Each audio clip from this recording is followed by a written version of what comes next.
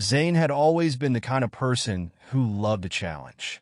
As an experienced pilot and part of an elite human exploration team, he thrived on the unknown, the unexplored, the adrenaline of setting foot where no human had before. But nothing had prepared him for the cold. No amount of training had prepared him for the vast, bone-chilling expanse of the alien world he found himself stranded on. The mission had started with the usual optimism. A simple reconnaissance of a remote moon in the Andromeda system.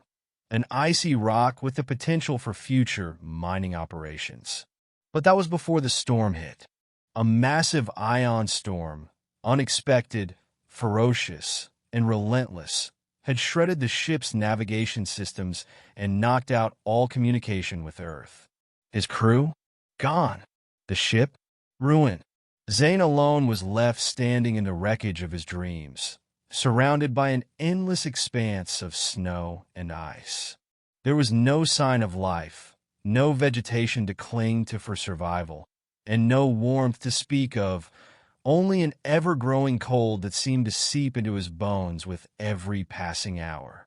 Zane struggled to his feet, shaking off the remnants of the crash. His ship, the Mercury, was reduced to a pile of twisted metal and ice. The blizzard was fierce, and he could barely see a few feet ahead of him. His breath came out in short, shallow bursts, freezing the moment it left his mouth.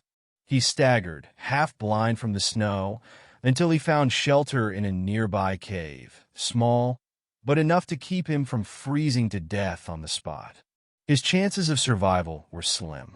The temperature here hovered around minus 150 degrees Celsius, and the supply of food and water on the Mercury had been destroyed in the crash. The only option was to find some kind of shelter or source of warmth. And then, just as he was about to lose hope, he saw it. A strange, glowing figure emerging from the dark depths of the cave. She was unlike anything he had ever seen. Her skin was pale as moonlight, but it shimmered with a strange, almost ethereal glow. Her hair cascaded down her back in a wave of pure silver, and her eyes glowed with an otherworldly hue, blues and greens swirling like the auroras he had seen back on Earth. The creature, was she a woman? A being of some kind, seemed both delicate and powerful at once. Zane couldn't move. Fear and wonder fought for dominance in his mind. His heart raced, and he tried to speak, but his throat was frozen, stiff with the cold. "I am Keleia," the figure spoke, her voice soft but clear, like the wind whispering through the trees. "You are not alone." Zane blinked, unsure if he was hallucinating. "Where am I?" he rasped. "You are on my world, human," Keleia said with a soft smile, "and you are fortunate I found you." She stepped closer, her presence warming the air around her, and for the first time since the crash, Zane felt heat, the heat of life, of survival. "Why are you here?" he asked, struggling to comprehend the situation. "Who are you?" Kaleia's gaze softened, though it held a trace of sadness. "I was once like you, stranded, a visitor in a foreign land. I've lived here for a long time, and now I am alone, until you arrived." Zane felt a strange stirring within him, something that wasn't just the relief from warmth, but something deeper. Her presence was calming, but it also held a kind of raw, untapped energy. Her loneliness mirrored his own. "We have to survive together," Keleia continued, her voice steady. "I can teach you how to find food, how to survive the cold. But there is one condition." Zane raised an eyebrow. "What's the condition?" "You must allow me to be near you," Keleia said, her gaze unwavering. "The cold here is not just a physical thing. It is a barrier that, if broken, would expose us to the true heart of this planet. I can only survive with warmth, and you, human, are the only one who can give it to me." Zane's heart skipped a beat. "You need warmth from me?" Keleia nodded. "I am a being of energy. I need a source of heat to remain stable. And the warmth of your body will sustain me. It wasn't just about survival now. It was about the connection that sparked between them. In that cave, with the wind howling outside, Zane made a decision. He wasn't going to let this strange being die, and in turn, he wasn't going to let himself freeze alone in this frigid wasteland. He nodded, stepping closer to her. Then we'll make it work, together. As the days stretched into weeks, Zane and Keleia formed a bond like no other. They shared their knowledge of the world and the stars, their hopes and fears. He learned of her people, the strange, energy-based life forms who had once roamed the galaxy, but now remained trapped on this frozen world, unable to leave.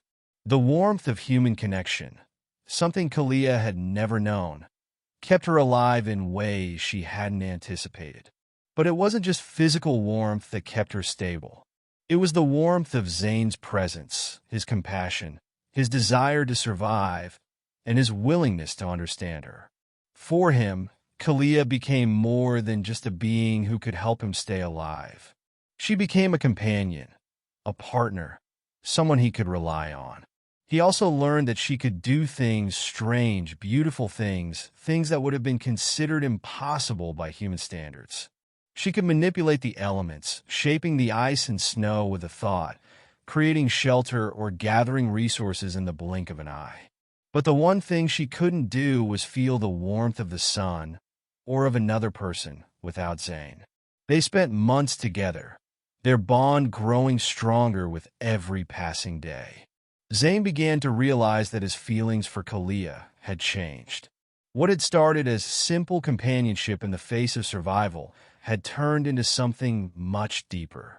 He had come to care for her in ways he couldn't explain. Then, one day, as they stood together looking out at the vast, white expanse that stretched endlessly before them, Zane finally spoke the words that had been burning in his heart for weeks. "You're not alone anymore, Keleia," he said quietly. "And neither am I. I need you as much as you need me." She turned to him, her glowing eyes filled with emotion. "And I need you more than you could ever understand. You are my warmth, Zane. You are my light in the dark." With that, they shared a quiet moment, the cold world around them fading as they clung to the warmth they had built together, both physical and emotional. They had survived the worst of the freezing planet. They had survived by relying on each other, and in that reliance, they had found something greater than survival, a partnership forged in the heart of the coldest place they could imagine. As time passed, Zane and Keleia learned to navigate the challenges of this harsh world. Together, they discovered that, in the end, it wasn't just the warmth of a body that kept them alive. It was the warmth of the heart. And that warmth? It would carry them through anything the universe could throw at them. And when a rescue ship finally arrived to take Zane back to Earth, he had no intention of leaving Keleia behind. They were not just two beings on a cold, dying world. They were a family now, bound together by survival, by warmth, and by the love that had bloomed in the most unlikely of places. They were at last truly not alone.